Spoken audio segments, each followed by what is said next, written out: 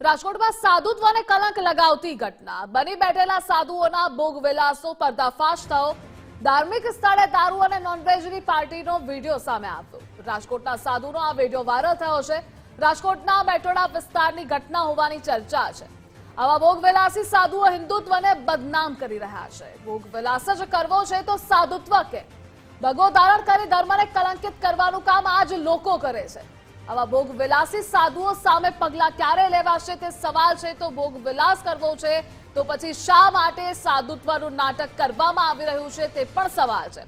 અને આવા જ લોકોના કારણે સંપ્રદાય બદનામ થતો હોય છે। તો રાજકોટની આ ઘટના છે સાધુત્વને કલંક લગાવતી।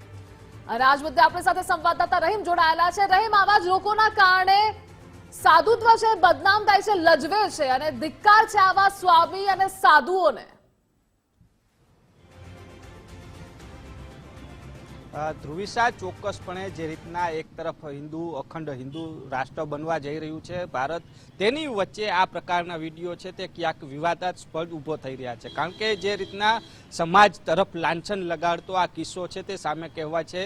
કારણ કે ધાર્મિક સ્થળ, જે ધાર્મિક ઓટો છે, એક ધાર્મિક સ્થળ છે કે ત્યાં જ જે સાધુની સાથે અન્ય બે લોકો પણ જોવા મળી રહ્યા છે કે ત્યાં જ આ જે કહી શકાય કે દારૂ અને નોનવેજની પાર્ટી કરતા છે તે જોવા મળી રહ્યા છે।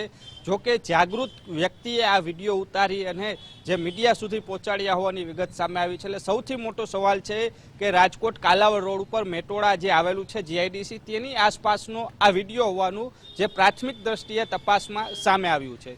સૌથી મોટો સવાલ એ ઉત્પન્ન થઈ રહ્યો છે કે સમાજ અને સાધુ સમાજને લાંછન લગાડતી આ ઘટના કહેવામાં આવે છે। કારણ કે થોડા દિવસ પહેલા પણ રાજકોટની અંદર જ જીએસટીના અધિકારીને એક સાધુ દ્વારા તેની ઉપર હુમલો કરવામાં આવ્યો હતો અને ત્યારબાદ ખબર પડી તો અચાનક જે ગાંજાનું વાવેતર પણ મળી આવ્યું હતું, જે આખી ગેરકાયદેસર જગ્યા છે તે પાડી પાડવામાં આવી। તેની વચ્ચે એ જ રોડ ઉપરથી આ વિડીયો સામે આવ્યો છે। એટલે સાધુ સમાજને લાંછન લગાડતો, કારણ કે અમુક વ્યક્તિઓના કારણે આખા સમાજને લાંછન લાગે તે ન હોવું જોઈએ। આ પ્રકારના સાધુઓ સામે છે તેમની સામે કાર્યવાહી થાય તેવી પણ લોકોની પણ માંગ ઉઠી છે। કારણ કે એક વ્યક્તિના કારણે આખા સમાજને લાંછન લાગે છે, તેના કારણે આ પ્રકારનું કૃત્ય ન થાય તે પણ એક જરૂરી છે। ધ્રુવિશા, જી રહીમ, જોડાવા બદલ આભાર આપનો।